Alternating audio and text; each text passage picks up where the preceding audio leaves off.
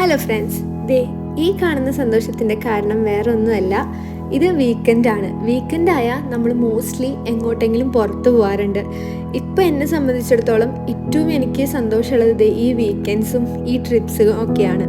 And ഇന്ന് നമ്മൾ പോകുന്നത് നമ്മളൊരു ഗ്രൂപ്പ് ഓഫ് ഫ്രണ്ട്സിൻ്റെ കൂടെ Airbnb ബുക്ക് ചെയ്ത് ഒരു സ്റ്റേക്ക് വേണ്ടിയിട്ടാണ്. നമ്മുടെ കൂട്ടത്തിലൊരു ചേട്ടൻ്റെ ബർത്ത്ഡേ പാർട്ടി ആഘോഷിക്കാനാണ് നമ്മൾ ഇന്ന് പോകുന്നത്. ആൻഡ് പണ്ടൊന്നും എനിക്ക് മനസ്സിലായിരുന്നില്ല ഈ കൂട്ടുകാരുടെ കൂടെ ഇടയ്ക്കിടയ്ക്ക് സ്റ്റേ ബുക്ക് ചെയ്ത് ഓരോ സ്ഥലത്ത് പോയി പാർട്ടി ചെയ്യുന്നതിൻ്റെ വൈബ് എന്താണെന്ന്.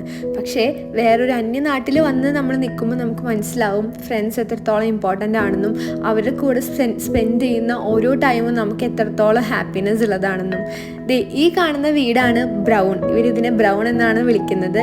ഈ ബ്രൗണിൽ വെച്ചിട്ടാണ് ഇവർ ഈ പയ്യന്മാരുടെ സൗഹൃദം തുടങ്ങുന്നതും പിന്നീട് അവരുടെ ഓരോ ഫാമിലി ആയിട്ട് അവരുടെ വൈഫ് എല്ലാവരെയും അവർ ഇതിലേക്ക് ഇൻവോൾവ് ചെയ്തതും. ആ ഗ്രൂപ്പ് ഓഫ് ഫ്രണ്ട്സിൻ്റെ കൂടെയാണ് നമ്മളിന്ന് ട്രിപ്പിന് പോകുന്നത്. ആൻഡ് നാട്ടിൽ നിന്ന് വന്നുകൊണ്ട് തന്നെ എനിക്ക് അടുത്തൊരു കൗതുകമായിരുന്നു ഇവിടുത്തെ പെട്രോൾ പമ്പ്. ഈ കാണുന്ന പെട്രോൾ പമ്പിൽ പൈസ അടച്ച് നമ്മൾ തന്നെയായിരുന്നു പെട്രോൾ അടിക്കേണ്ടത്. നമ്മുടെ നാട്ടിലെ സിസ്റ്റത്തിൽ നിന്നും വളരെ ഡിഫറെൻ്റ് ആയിട്ടുള്ളൊരു പാറ്റേൺ. ആൻഡ് ഓരോ സ്ഥലങ്ങളിൽ, ഇതിപ്പോൾ ഒരു ലണ്ടൻ എന്ന് പറയുന്ന സ്ഥലത്ത് ഓരോ സ്ഥലങ്ങളിൽ അവിടുത്തെ ആർക്കിടെക്ചർ ബിൽഡിങ്ങിൻ്റെ വളരെ ഡിഫറെൻ്റ് ആണ്. ഈ പോകുന്ന ചേട്ടനാണ് നമ്മുടെ ഇന്നത്തെ ബർത്ത്ഡേ പാർട്ടി തരുന്ന ബർത്ത്ഡേ ബോയ്. അതെ ചേട്ടൻ നമുക്ക് ബിരിയാണിയൊക്കെ ഓർഡർ ചെയ്ത് കാറിൻ്റെ ബാക്കിലൊക്കെ സെറ്റ് ചെയ്തിട്ടാണ് നമ്മൾ സ്റ്റേക്ക് പോയത്. ആൻഡ് സ്റ്റേയുടെ അടുത്തുള്ളൊരു വ്യൂ ആണ് ഈ കാണുന്നത്. ഞാൻ കുറേ കേട്ടിട്ടുണ്ട് എല്ലാവരും കാനഡയ്ക്ക് പോകാമെന്ന് പറയുമ്പോൾ ഇത് പെർഫെക്റ്റ് ടൈമാണ് കാനഡ പോകാൻ. കാരണം ഇപ്പോൾ കാനഡയിൽ ഫോളിൻ്റെ ടൈമാണ്, ഭയങ്കര ബ്യൂട്ടിഫുള്ളാണ് കാണാനുള്ളത്.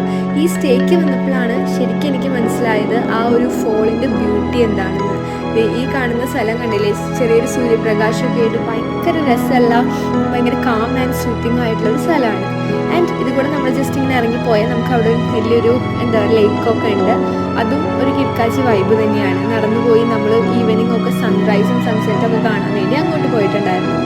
ആൻഡ് ബുക്ക് ചെയ്ത റൂമിനെ കുറിച്ച് പറയുകയാണെങ്കിൽ ഇവിടുത്തെ ഓർഗനൈസേഴ്സ് ഭയങ്കര കിടക്കാച്ചിയാണ്. കാരണം ഈ ഒരു ബുക്കിംഗ് ഒക്കെ ചെയ്ത് തലേ ദിവസം രാത്രി ബുക്ക് ചെയ്തു, പിന്നത്തെ ദിവസം നമ്മൾ നേരെ സ്റ്റേക്ക് പോയിരുന്നു. ഈ കാണുന്ന ചേട്ടനാണ് ഇതിൻ്റെ ഫുൾ ഓർഗനൈസർ.